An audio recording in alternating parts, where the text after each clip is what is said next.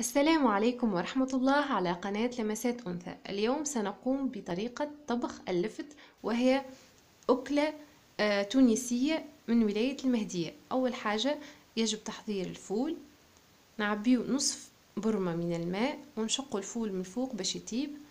وهنا عنا اللفت طبعا يتكون من راس وساق فيها الأوراق. اللفت نبتة لها العديد من الفوائد للجسم، والأكلة هذه عندها منفعة عديدة خاطر فيها فول ولفت وسلق، يعني الخضرة الكل موجودة بإذن الله.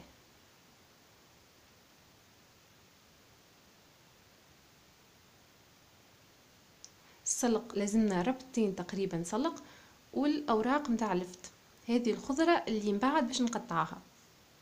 حطينا يكون الفول حطيناه على النار يغلي، في الأثناء طبعا نقشروا يعني نقطعوا السلق والأوراق متاع اللفت. نقوم بتقشير رأس اللفت. رأس اللفت عنده قشرة كقشرة البطاطا،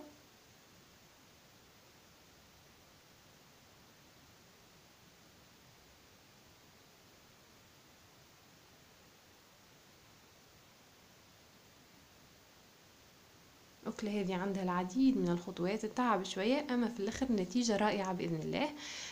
هنا نقوم بتقطيع رأس اللفت مكعبات أو قطع صغيرة كما نراو.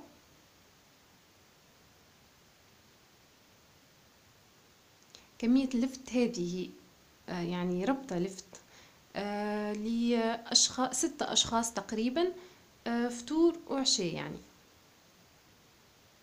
يعني كمية كبيرة من اللفت.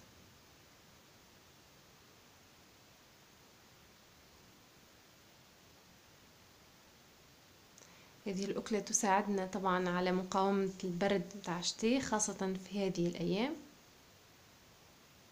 موجودة فقط كذلك في الشتاء النبتة هذه. هنا نقوم بغسل اللفت بالماء ونقوم بتنقيته من التراب ومن كل شيء، لأنه اللفت نبتة يعني تتزرع في التراب مثلها مثل البطاطا، دونك لازمنا ننظفها بالباهي. أقوم بعملية التنظيف والتنقية مرات عديدة لكي نضمن ما فماش تراب أو أي شيء بعتالي يقلقنا طبعا.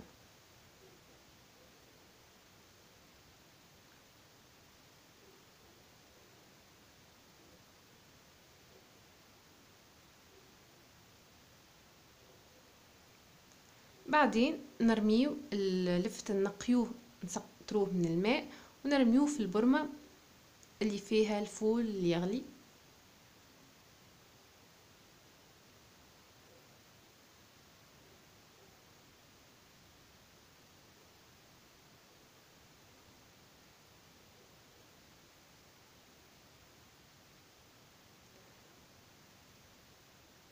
بعد ما حطينا اللفت في البرمة نقطعوا السلق والأوراق متاع اللفت.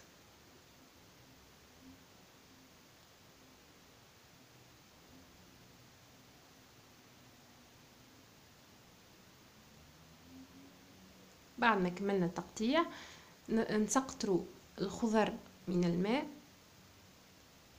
ونرميها في البرمة الكل.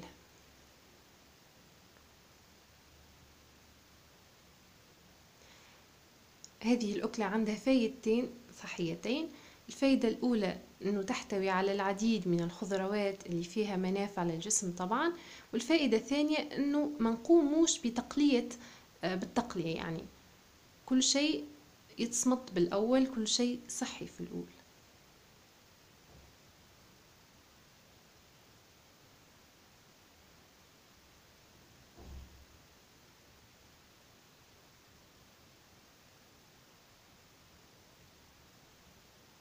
نقوم يعني بالتحريك، نضغط شوية على الخضرة باش تهبط شوية في الماء.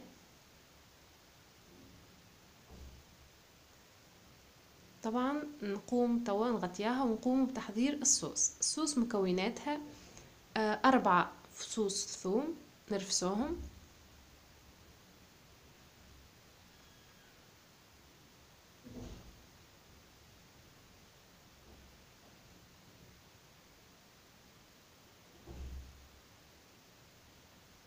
نحطوا فيها شوية ماء وملعقتين شريحة طماطم.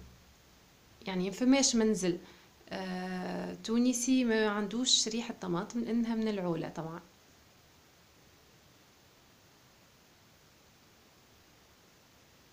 هي عبارة عن طماطم مجففة نرحيها، وعندنا ملعقة ونصف تقريبا طماطم حكة،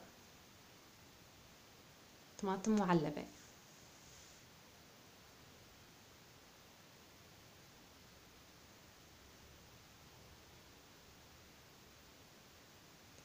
والهريسة العربي لا مفر منها، تعطي طعم وتعطي هي الأساس تقريبا. نحطوا كمية باهية من الهريسة، تقريبا 4-5 ملاعق كبار، تعطي هي يعني تطلع المرق متاع اللفت وتعطي نكهة طيبة جدا كذلك. نحطوا ملعقتين مليانين تابل وملعقة تقريبا ملح.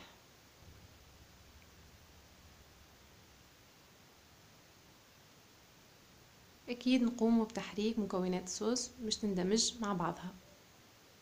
ما نساوش انه كمية اللفت بزايد، يعني هذا اللي خلانا نحطه بزايد شوية هريسة عربي. يعني كي تاخد الخضرة وجه شوية نحطه نرميه عليها الصوص.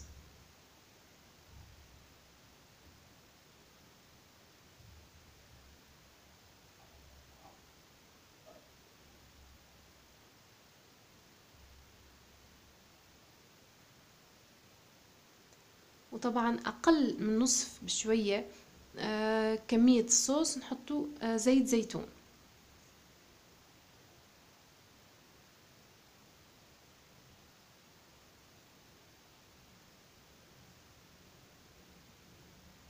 لا غنى في هذه الأكلة عن زيت الزيتون. وكان معناش نجم نحطه زيت عباد الشمس.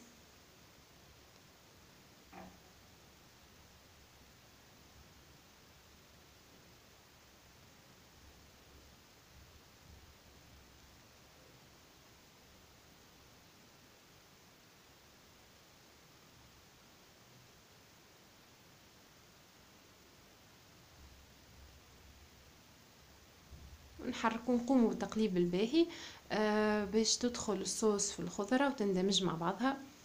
هذه الأكلة لازمها تحريك متواصل، أما مش يعني ليس كثير التحريك باش ما نقوموش يعني برفس الحبات متاع اللفت.